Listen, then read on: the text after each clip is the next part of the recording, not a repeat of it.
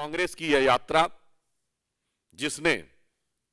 एक नहीं अनेक मौकों के ऊपर पूरे इस 150 दिन के अपने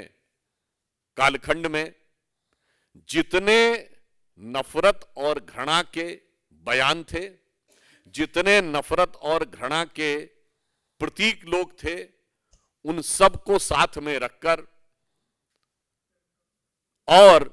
पुनः एक बार स्मरण कराया कि जब एक भारत श्रेष्ठ भारत बन रहा है तो वो सारी की सारी प्रवृत्तियां जो कि भारत को समय समय के ऊपर बांटने में, समाज के अंदर भिन्न भिन्न प्रकार के विभेद पैदा करने में निरंतर प्रयत्नशील रहती थी, और जिसका इस यात्रा का जो मूल उद्देश्य था कांग्रेस का, वो भारतीय जनता पार्टी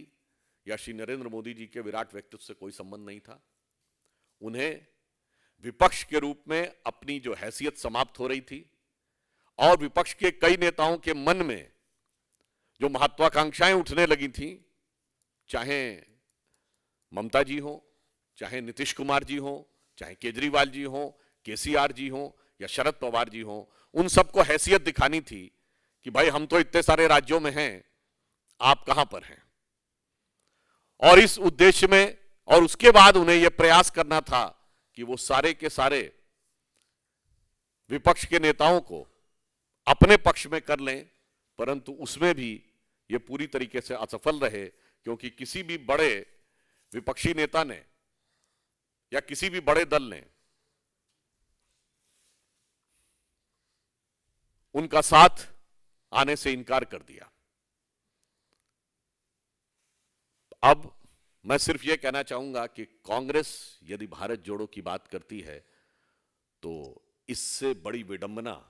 नहीं हो सकती, और ये तथाकथित सेकुलर दल, विपक्षी दल,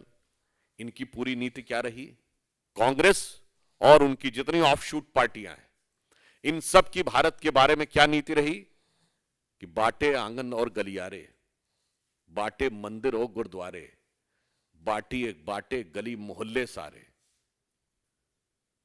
गांव गांव में, खेत खेत में जात पात की म्याद बांट दी तुमने, एक वोट की खातिर देश की हर बुनियाद बांट दी।